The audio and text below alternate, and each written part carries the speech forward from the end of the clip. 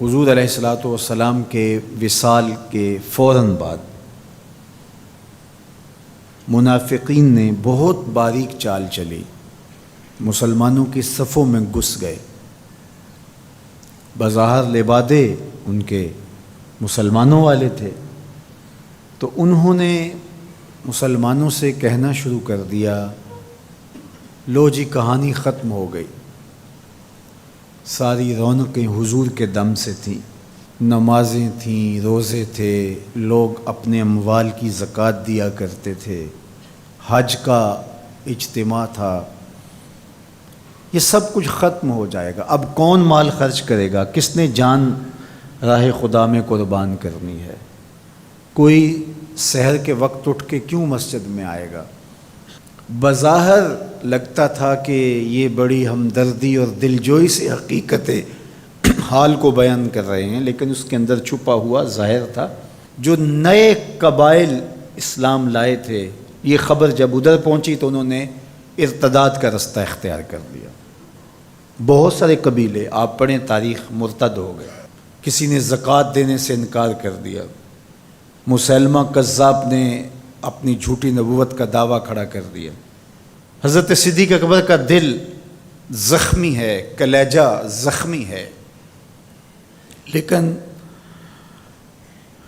اب اس صورتحال کا جب آپ نے مشاہدہ کیا تو آپ آگے بڑھے اور ایک اونچے ٹیلے پہ کھڑے ہوئے لوگوں کو اشارہ کیا۔ لوگوں نے جناب ابو بکر رضی اللہ تعالیٰ عنہ کو دیکھا تو ادھر لپک کے آ گئے، تو حضرت ابو بکر صدیق رضی اللہ تعالیٰ عنہ نے مختصر خطاب کرتے ہوئے آپ نے کہا، لوگوں مجھے ایک بات بتاؤ، تم اللہ کی عبادت کرتے تھے کہ رسول اللہ کی عبادت کرتے تھے؟ لوگوں نے کہا کہ ہم اللہ کی عبادت کرتے تھے۔ تو کہا کہ اگر تو تم رسول اللہ کی عبادت کرتے تھے تو حضور وصال کر گئے، اور اگر تم اللہ کی عبادت کرتے تھے تو وہ آج بھی حی ہے، لا یموت ہے، اسے موت ہے ہی نہیں۔ پھر کہا، جس دین کے لیے میرے اور آپ کے آقا و مولا نے اپنی ساری زندگی لگا دی، کیا حضور کے وصال کر جانے کے بعد تم اس دین کو چھوڑ دو گے؟ تو لوگوں نے کہا، کیوں چھوڑیں گے؟ تو کہا، پھر اٹھو اور دین کا جھنڈا لے کے پوری دنیا پہ چھا جاؤ۔ تو آپ نے لوگوں کو سنبھالا۔ تو حضرت عبداللہ ابن مسعود رضی اللہ تعالیٰ عنہ فرماتے ہیں کہ اگر حضرت ابو بکر رضی اللہ تعالیٰ عنہ کے ذریعے سے اللہ ہمارے اوپر احسان نہ کرتا تو ہم ہلاک ہو جاتے۔ اس امت کو بکھرنے سے بچایا ہے، شیرازہ متحد رکھا ہے، تو وہ ذات سیدنا صدیق اکبر رضی اللہ تعالیٰ عنہ۔ اور حضور یہ سارے اشارے دے کر گئے تھے۔ ایک خاتون آئی، کوئی کام تھا اس کو، اس نے کہا، تو حضور نے فرمایا پھر آنا۔ تو اس نے کہا کہ اگر میں پھر آؤں تو آپ نہ ہوں، اس کی مراد یہ تھی کہ آپ وصال کر گئے ہوں۔ تو آقا کریم علیہ السلام نے فرمایا، اگر میں نہ ہوا ابو بکر تو ہوں گے، میں نہ ہوا تو ابو بکر کے پاس آ جانا۔ اللہ اکبر۔ حضور نے حضرت ابو بکر رضی اللہ تعالیٰ عنہ کو اپنی زندگی میں مصلی پہ کھڑا کیا۔ ترمذی کے لفظ ہیں، حضور نے ارشاد فرمایا، لا ینبغی لقوم فیہم ابو بکر ان یؤمہم غیرہ، کسی قوم کے لیے مناسب ہی نہیں ہے کہ ابو بکر ان کے اندر رہتا ہو اور امامت کوئی اور کروائے۔ مروا ابا بکر فلیصلی بالناس، ابو بکر کو حکم دو کہ وہ لوگوں کو نماز پڑھائے۔ اور پھر مصلی پہ جا کے حضرت ابو بکر کھڑے ہوئے۔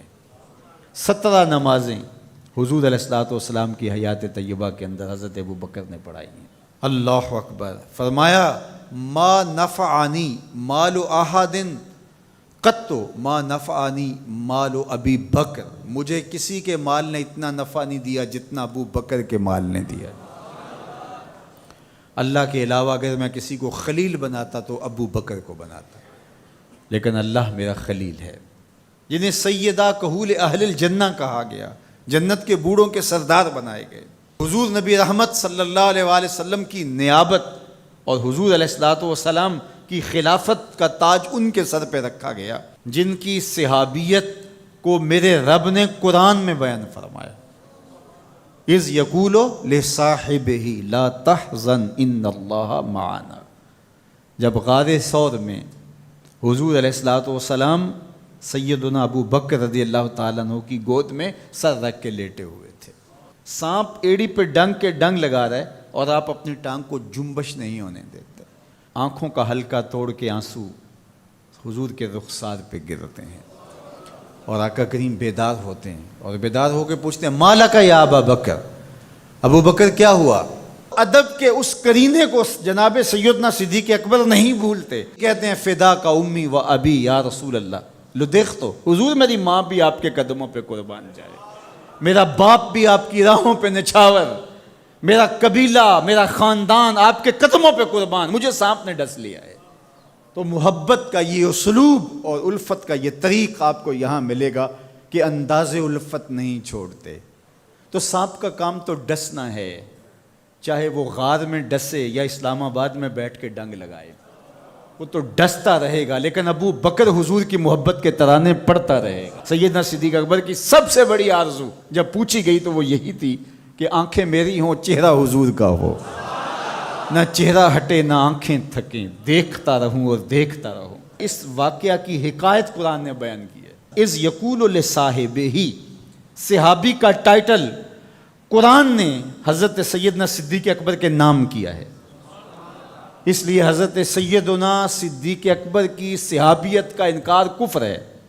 جو حضرت صدیق اکبر کو کافر کہتا ہے وہ خود کافر ہے، اس لیے کہ ان کا ایمان، ان کا اسلام اور ان کی صحابیت قرآن کی قطعی نص سے ثابت ہے اور ان لفظوں کے ساتھ ثابت ہے۔ اذ یقول لصاحبہ لا تحزن، کہا گھبرانے کی ضرورت نہیں، ان اللہ معنا، اللہ ہمارے ساتھ ہے، اللہ ہمارے ساتھ ہے۔ اور پھر کہا وَالثَّانِي اثْنَيْنِ اذ هُمَا فِي الْغَارِ، دو میں سے دوسرا، اللہ اکبر، اللہ نے دو میں سے دوسرا کہا ہے، یہ شان ہے سیدنا صدیق اکبر کی، جو ثانی اثنین ہیں غار میں۔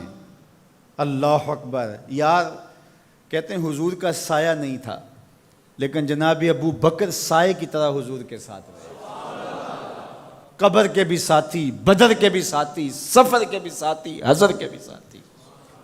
تو حضرت صدیق اکبر رضی اللہ تعالیٰ عنہ کی صحابیت قطعی نص سے ثابت ہے، اور سیدنا صدیق اکبر رضی اللہ تعالیٰ عنہ حضور علیہ الصلوۃ والسلام کے خسر ہیں۔ حضرت سیدنا صدیق اکبر رضی اللہ تعالیٰ عنہ کا دایاں ہاتھ حضور نے اپنے ہاتھ میں پکڑا ہے اور بایاں حضرت عمر کا ہاتھ پکڑا ہے، اور حضور ایسے مسجد نبی سے باہر نکل رہے ہیں اور کوئی شخص داخل ہوا تو فرمایا قیامت کے دن ہم ایسے ہی اٹھائے جائیں گے، دائیں ہاتھ میں ابو بکر کا ہاتھ ہوگا، بائیں ہاتھ میں عمر کا ہاتھ ہوگا۔ اللہ اکبر، یہ ہیں حضرت ابو بکر رضی اللہ تعالیٰ۔ جو بدبخت سیدنا صدیق اکبر رضی اللہ تعالیٰ عنہ کے ایمان پہ شک بھی کرے وہ مومن نہیں رہتا۔ یہ وقت بھی آنا تھا ہمارے اوپر کہ پاکستان کے دارالحکومت میں کھڑے ہو کر کے سیدنا صدیق اکبر رضی اللہ تعالیٰ عنہ کے بارے میں ایسے نازیبہ کلمات کہے جانے تھے، استغفر اللہ، العیاذ باللہ۔ حضور علیہ الصلوۃ والسلام نے ارشاد فرمایا اذا رأیتم الذین یسبون صحابی فقولوا لعنۃ اللہ علی شرکم۔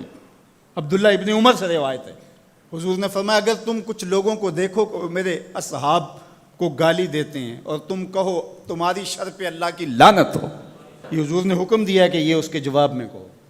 اور ایک حدیث کے لفظ ہیں، حضور علیہ السلام نے ارشاد فرمایا من سب اصحابی فعلیہ لعنت اللہ والملائکۃ والناس اجمعین، جو میرے اصحاب کو گالی دے اس پر اللہ کی بھی لعنت، فرشتوں کی بھی لعنت اور تمام مخلوقات کی بھی لعنت۔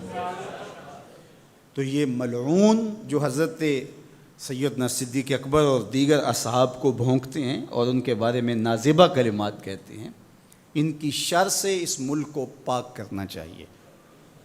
چنگاری جب بھڑکائی جاتی ہے تو پھر پورے شہر جل جاتے ہیں۔ 7-8 سال قبل کی کہانی ہمیں یاد ہے کہ کیا دردناک لمحات ہوتے تھے، روزانہ لاشیں اٹھانی پڑتی تھیں، وہ ایسے ہی ناعاقبت اندیش لوگوں کی وجہ سے ہوا۔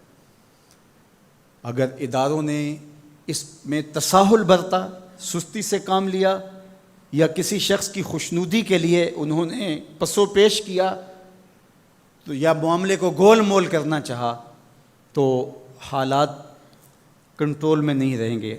یہ بھڑکائی ہوئی آگ ملک کو خاکستر بنا سکتی ہے۔ اللہ میرے وطن کی حفاظت فرمائے۔ یہ ملک قربانیوں سے حاصل کیا گیا ہے اور اس کے امن کو بحال کرنے کے لیے ہمارے اداروں نے بہت محنت کی ہے، بہت لوگوں نے قربانیاں دی ہیں۔ تو ایسے ناہنجار لوگوں، ایسے بدبخت لوگوں کو فوراً قانون اپنی گرفت میں لے، اور ایسے بد زبانوں کو لگام دینی چاہیے کہ جو اصحاب رسول کو بھونکتے ہیں اور اتنے سخت جملے کہتے ہیں۔ معاذ اللہ سیدنا صدیق اکبر کو کافر کہا جائے گا؟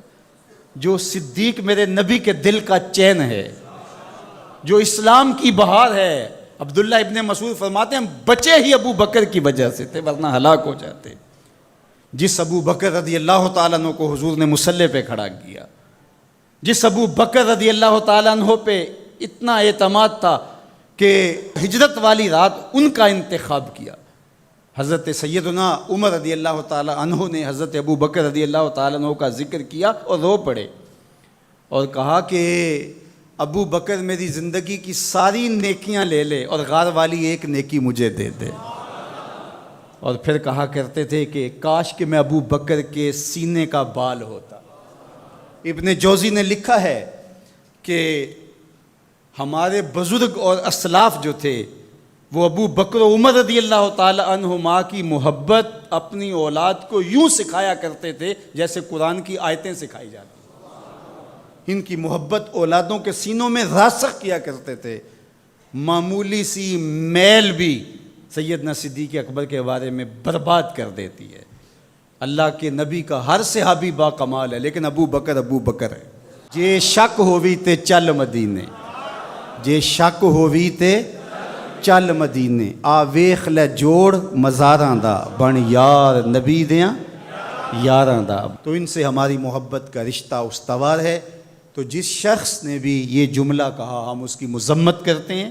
مذمت تو لفظ بہت چھوٹا ہے، اس کو قرار واقع سزا دیجئے۔ وہ بدترین انسان ہے روئے زمین پہ، اور اس سے کوئی روح رعایت نہ رکھی جائے تاکہ آئندہ ایسے راستے بند ہو۔ اداروں کو اس پر فی الفور نوٹس لینا چاہیے قبل اس سے کہ حالات ہاتھ سے باہر نکل جائیں اور بے قابو ہو جائیں۔ اللہ ہم سب کو اپنی رحمتوں کے حصار میں رکھے۔